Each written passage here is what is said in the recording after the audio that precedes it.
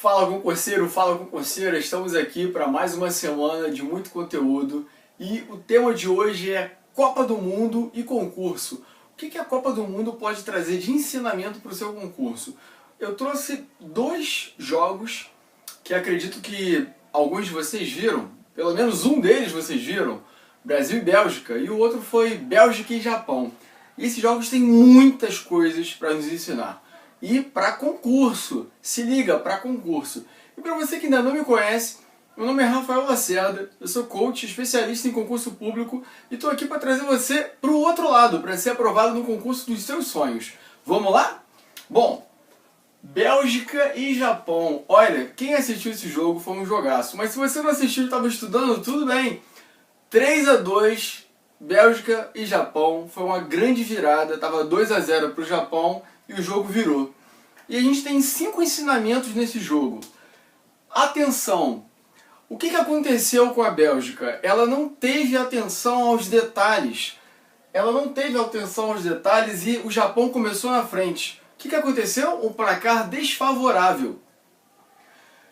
A pergunta que eu faço para você é: quando você está estudando, você falta atenção por qualquer deslize, o que pode acontecer nesse momento? Você vai estudar e o conteúdo não vai entrar na sua cabeça. É como se o adversário estivesse fazendo um gol, porque você está passando a matéria e você não está fazendo a retenção do conteúdo. Então você tem que estar atento aos detalhes, você tem que estar focado, você tem que estar concentrado para o conteúdo entrar na sua cachola. Então, atenção é o primeiro ponto.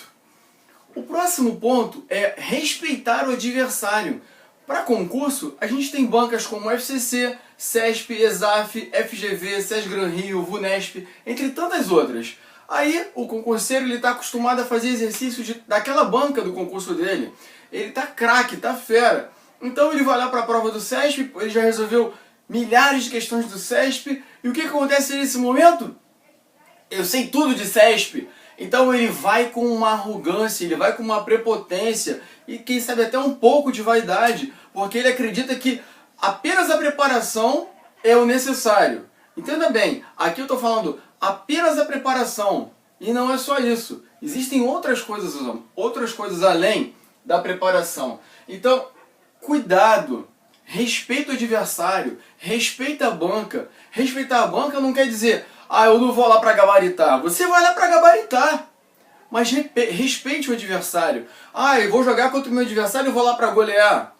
Sim, mas respeite-o. Nesse jogo, provavelmente, a Bélgica pode ser que durante aquele primeiro tempo ela não tenha respeitado o Japão, porque é um time, uma seleção, que não tem muita tradição no futebol e chegou numa fase bem distante, acho que quartas de final, e acabou sendo derrotada nesse jogo. Quartas não, oitavas de final, e acabou sendo derrotada nesse jogo, tá? Então, respeita o adversário. A Bélgica tomou 2 gols do Japão, talvez por não ter respeitado. Falta de atenção também. E aqui a gente tem a questão da sorte. E eis que a sorte foi virando de lado e favorecendo a Bélgica. Será que foi sorte mesmo? Eu digo que quanto mais eu treino, mais eu tenho sorte. E se a gente for levar isso para a área do estudo, quanto mais eu estudo, mais eu tenho sorte. O que significa isso, pessoal?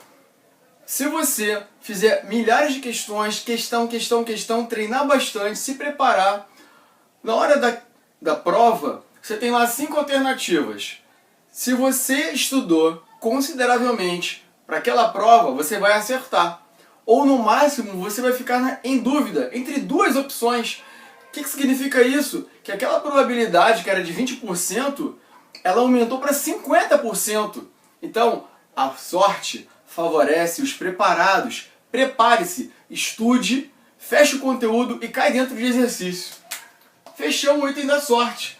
Ah, e detalhe, a sorte favoreceu a Bélgica aqui porque um lateral ele foi cabecear e naquele cruzamento acabou saindo gol. Então, foi sorte? Ele treinou para aquilo, mas acabou sendo favorecido. Beleza. Malícia.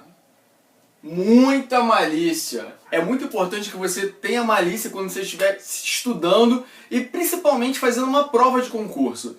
Porque as bancas, elas querem que o candidato erre uma questão, né? Na verdade, imagine se a prova vier fácil demais e todo mundo gabaritar. Como é que a gente vai fazer, né, a questão dos escolher os aprovados? Então, a banca, ela coloca algumas questões muito grandes, né? Ela coloca algumas questões que é para o candidato errar, é para a menor quantidade possível de candidatos acertar. Só que você vai fazer essa questão?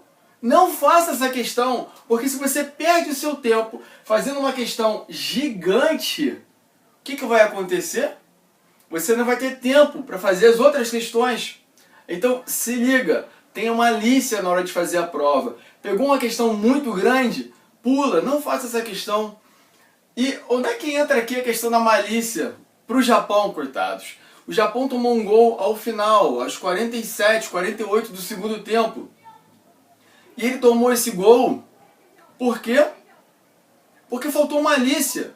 Ele levou todo mundo, eu não sei se foi segundo tempo ou foi segundo tempo da prorrogação, mas o fato é que o último lance do jogo, ele poderia ter levado para os pênaltis e ele acabou fazendo um ataque em massa, deixando todo mundo lá na grande área. A Bélgica fez um contra-ataque super veloz e acabou fazendo o gol. Faltou malícia.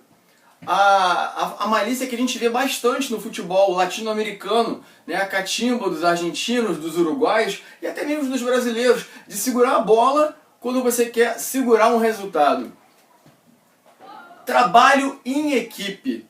O que trabalho em equipe pode te ajudar? Afinal de contas, futebol são 11 jogadores e estudo é você e sua prova. Mais ou menos. Trabalho em equipe aqui, para a área de concurso, o apoio da sua família, o apoio dos seus amigos. Para quê? Dos amigos, principalmente para não te atrapalhar. Da sua família, também para não te atrapalhar. Entender que você está no teu tempo ali de estudo, que você tem que estar focado e concentrado para poder dar o seu melhor. Aquilo ali é uma competição, você contra você mesmo, onde você vai dar o seu melhor e no dia é você contra a banca, para você dar o seu melhor e ser aprovado naquele concurso. Nesse jogo, a gente percebe aqui que o Lukaku ele quer ser o artilheiro da Copa. Só que o que aconteceu no último lance do jogo? Estava 2-2, o Lukaku fez um corta-luz e a Bélgica acabou fazendo um gol. Ele poderia ter sido fominha para fazer aquele gol, mas não, ele deu oportunidade para um companheiro de equipe fazer o gol, porque o resultado é do time e não de um único jogador. Entende como o trabalho em equipe é tão importante? Show de bola! Vamos agora então entender como é que o jogo Bélgica e Brasil pode ajudar no teu concurso. Vamos analisar esse jogo aqui e ver quais são as 5 características desse jogo que podem te ajudar. Questão do favoritismo. Você é um concurseiro que já passou para tudo quanto é concurso e você quer cada vez um concurso melhor. E você acredita que por ter passado em todos os concursos que você já fez, você acredita que vai ser aprovado em todos. Segura a tua onda. O favoritismo, ele tem uma armadilha, é a armadilha do sucesso. O Bernardinho fala bastante sobre isso no livro Transformando o Suor em Ouro. E aqui eu te digo que eu até vivi essa experiência em 2002, quando eu estava me preparando para o concurso de sargento da aeronáutica. Todo mundo falava que era impossível eu não passar, porque eu tinha passado no concurso para oficial, tanto da Academia da Força Aérea, quanto para da Escola Naval. Então, inevitavelmente, eu iria passar no concurso de sargento, que era um concurso relativamente mais fácil, e eu acabei atraindo esse favoritismo, considerando que seria uma prova muito tranquila, e por muito pouco eu não passei. Tá vendo? Por muito pouco eu não passei. Então, cuidado com o favoritismo, ele cria a armadilha do sucesso.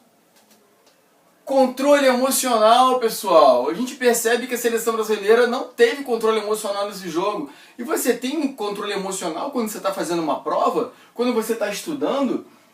No caso da seleção brasileira, a quantidade de passes errados aumentou consideravelmente. Sem contar a pontaria, as finalizações. Eles não acertavam praticamente nada. Na hora da sua prova, você está com uma questão muito difícil. O que acontece contigo? Como é que você lida com essa situação? Você controla as suas emoções ou você é dominado por elas? Encontrou com uma questão difícil? A primeira coisa que você deve fazer, se você não souber a questão, ou se ela te demandar um tempo precioso de prova, pula essa questão. Faz isso e depois você vai me agradecer. Fechado? Beleza, show de bola. Vamos agora para a questão da ansiedade. O controle emocional, a falta de controle emocional, ela acaba acarretando um aumento da ansiedade. Porque eu tenho que atingir o resultado, que no caso do Brasil era conseguir um empate, ele estava perdendo por 2-0. Eu tenho que conseguir, você vai criando aquela ansiedade e a gente percebeu que o índice de acertos ele diminui. Na hora da tua prova, se você estiver ansioso para fazer as questões, o teu índice de acerto provavelmente será reduzido. E se a gente for levar para o lado científico, se você estiver muito estressado, você vai aumentar a quantidade de cortisol. E isso não é legal. Isso não é legal. Algumas pesquisas falam que quando a gente tem um pico extremo de cortisol, pode até ser relevante para você acertar alguma questão ou você ter um grande desempenho, no caso dos atletas. Mas todos são unânimes em falar que o cortisol não é um hormônio legal. Muito melhor seria a endorfina, a serotonina, entre tantas outras coisas. Mas vamos deixar os especialistas falarem sobre isso e vamos voltar aqui para a nossa parte. Nervosismo. Entenda que a cadeia, né, na verdade, é uma escada rumo ao precipício, porque a gente tem a questão do favoritismo, o controle emocional, aumenta a ansiedade, aumenta mais ainda o nervosismo. Na hora que o Brasil faz 2-1, ele fica ainda mais nervoso, porque tem que a qualquer momento, a qualquer custo, fazer um empate antes que termine o jogo. Você aumentou tanto o nervosismo que o Tite, que é um ótimo técnico da seleção brasileira, ele ficou cego. Agora, entenda onde eu vou te levar. O risco da cegueira. É praticamente unânime que muitos brasileiros viram o Gabriel Jesus não jogando nada nessa Copa. E o Marcelo também. O Tite ficou cego. Porque ele poderia ter tirado esses jogadores bem mais cedo e feito a substituição.